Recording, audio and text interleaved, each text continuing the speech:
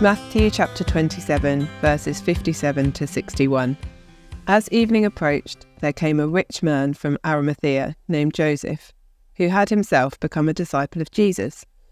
Going to Pilate, he asked for Jesus' body, and Pilate ordered that it be given to him. Joseph took the body, wrapped it in a clean linen cloth, and placed it in his own new tomb that he had cut out of the rock. He rolled a big stone in front of the entrance to the tomb and went away. Mary Magdalene and the other Mary were sitting there opposite the tomb. Here we have a short message with some really interesting detail, and it is worth dwelling on a little. Evening is approaching. The time for the Jewish Sabbath is near. And here comes one of Jesus' newer followers, Joseph of Arimathea. Now, it doesn't say in Matthew, but we read in Mark that he was a Jewish leader, a member of the Sanhedrin, the High Council. And that's interesting news. Much like Nicodemus in the Gospel of John, Jesus brought Jewish leaders into his inner circle. But that's not the point that Matthew is making here. He admits that in telling his gospel. For Matthew, he points out other things about Joseph. Joseph was wealthy, he was well-to-do. He goes to Pilate, the Roman leader, and begs for Jesus' body. Now we can tell that Joseph has clout to him, because Pilate, the Roman governor, demands that the body is released to Joseph so that he can have a decent burial. Pilate wouldn't just do this for any old body. Only someone with the clout to be able to speak to him, have the position to ask of such a thing, could do that. But the body is released. It's wrapped in fresh linen and placed in a freshly cut tomb. This is an absolute scandal. Now, a body, of course, is filthy in Jewish law. It's ceremonially unclean. And there isn't time for a Jewish leader to become ritually clean again in time for Sabbath. And to make it worse, Jesus was killed by crucifixion. This was the death of the Romans. It was demeaning. It was filthy. It was a reminder of the fact that they were a conquered people. It was the death of a criminal. This body was literally filthy, going by the laws of Torah. For Joseph to be associated with it just before the time of Sabbath was an absolute scandal. But this ceremonially unclean body made filthy by the Romans, well, it's dressed in new, clean robes and placed in a fresh, unused, clean tomb.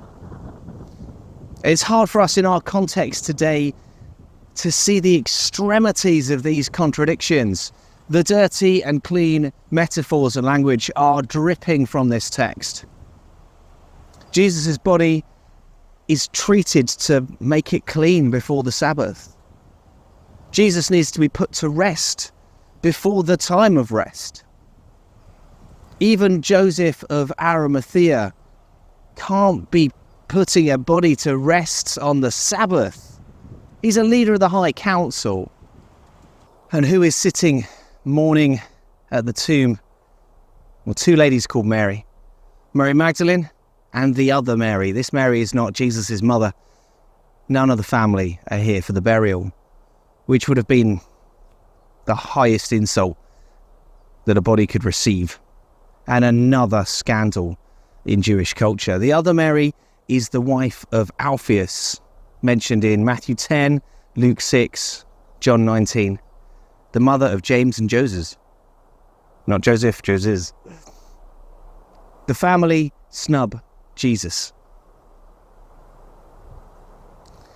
But there, at the tomb, we have Joseph and the two Marys. They see that he is laid to rest well before the start of the Sabbath. Joseph making himself unclean in the process. But these two women are fascinating. Mark and Matthew both mention them. And in Jewish and Roman culture, they are, well, as witnesses, they are not good sources.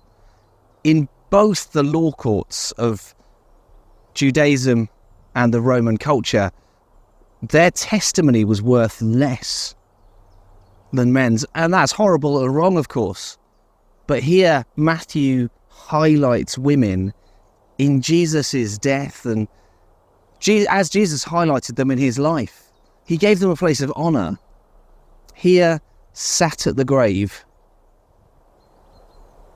his closest disciples and family, they fled. Jesus and Matthew give the authority of carrying this message, the confirmation of his burial to the people, the upside down nature of Jesus' ways. This is the ultimate subversion of perceived authority. Jesus, even in his burial, does things differently. These ways are starting to seep into the lives of his true followers. Joseph, who dirties himself to bury Jesus, and the women at the tomb given the authority of people of truth and of proof. Some people, at least, are starting to become shaped like Jesus. It's beautiful in its detail.